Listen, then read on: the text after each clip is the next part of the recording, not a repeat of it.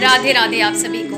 मैं आज आप सभी को राधा रानी की भक्त की एक कहानी सुनाने जा रही हूँ। राधा रानी का एक भक्त जो कि हीरे का व्यापारी था, एक बार राधा अष्टमी के अवसर पर वो बरसाना आया और उसने संकल्प लिया कि जब तक मैं बरसाना में रहूँगा तब तक मैं संतों को भोजन करा के भोजन पाऊँगा। एक बार उसने भंडारे का आयोजन किया, अपने सेवकों को कहा जाकर संतों को लेकर आओ। उसी दिन महासंयोगवश जगह जगह भंडारा का आयोजन किया जा रहा था। बरसाने में सभी संत इधर उधर व्यस्त थे।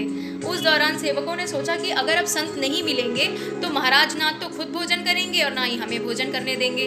उसी दौरान राधा रानी के महल की सीढ़ियों पर बैठे दो भिखारियों पर उन सेवकों की नज़र पड़ी।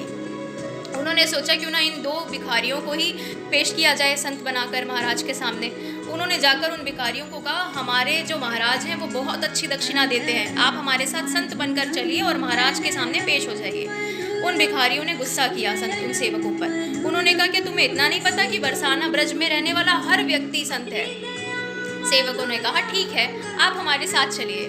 जब जैसे ही वो संत की वेशभूषा में प्रकट हुए, महाराज के सामने पेश हुए, तो वहाँ पर महाराज ने उनका प्रक्षालन किया, उनके आगे हाथ जोड़कर उनको आसन ग्रहण कराया और भोजन परोसना शुरू किया।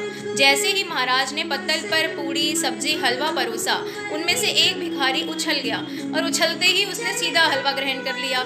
महाराज ने देखा कि ये तो सच्चा संत नहीं है। उसने बोला, रुक जाओ, तुम सच्चे संत नहीं हो। सच्चे संत जो होते हैं वो पहले भोजन के आगे हाथ जोड़ते हैं और किशोरी जी को भोग लगाते हैं, तब वो भोजन पाते हैं। और तुमने तो ऐसे ही भोजन पा लिया और तुम चले जाओ यहाँ से, तुम सच्चे संत नहीं हो।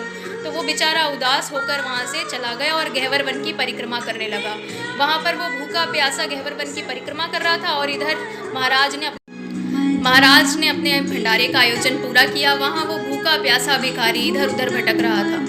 उसे उस दिन वहाँ भी भोजन नहीं मिला जहाँ वो रोज़ पाता था। किशोरी जी उसी रात सेठ के सपने में आई और उस सेठ से पूछा, तूने उसे भोजन क्यों नहीं कराया? सेठ ने कहा, किशोरी जी वो पाखंडी था, वो संत नहीं था। किशोरी जी ने कहा कि एक दिन तुझे खिलाना क्या पड़ा, तू संतत्व देखने लगा। मैं उसे 40 साल से खिलाती आ रही हूँ, आज वो तेरी वजह से यहाँ भूखा प्यासा भटक रहा है। तूने संत सेवा नहीं, तूने पाप किया है। जा उसे ढूंढ, उसे भोजन करा। उसी समय वो सेठ घबरा कर उठा, स्नान इत्यादि करके ब्रह्म मुहूर्त के समय उस भिखारी को ढूंढने के लिए निकल पड़ा। जैसे उसे वो भिखारी मिला, उसने उससे माफ़ी मांगी और उसे भोजन कराया। उसी के बाद उसने किशोरी जी के महल में आके किशोरी जी के चरणों में वो खूब रोया और कहा कि किशोरी जी, आज से मैं खुद को सेठ नहीं मानूंगा, आज से मैं सिर्फ और सिर्फ आपका नौकर हूँ। आपका नौकर बनकर मैं आपके भक्तों की सेवा करूँगा, आपके ब्रज की सेवा करूँगा। तो इसी प्रकार हमारी किशोरी जी अपने भक्तों पर कृपा करती हैं, जो उनके लेश मात्र भी उनके अंदर अहंकार होता है उसे दूर करती हैं और अपने चरणों में स्थान देती हैं, अपनी भक्ति देती हैं। यूँ ही आज की दुनिया में लोग कहते हैं कि इसके लिए मैं ये करता हूँ, मेरे अंदर ये मैं का अहंकार रखते हैं कि मैंने ये किया, मैंने खिलाया, मैं यहाँ तक लेके गया। पर असल भाव यही है कि करने कराने वाला कोई नहीं होता। करने वाली भी हमारी किशोरी जी है, कराने वाली भी हमारी किशोरी जी हैं। हमारी किशोरी जी इतनी कृपामयी, इतनी करुणामयी है कि वो अपने भक्तों को ऐसे अपनाती हैं, ऐसी कृपा करती हैं। किसी के हमारी किशोरी जी इतनी करुणामयी, इतनी दयालु है कि उनकी कृपा का बखान ही नहीं किया जा सकता। आज के लिए बस इतना ही। मुझसे कोई भी गलती हुई हो उसके लिए क्षमा।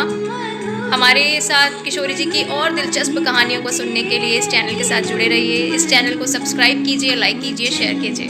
धन्यवाद। राधे राधे।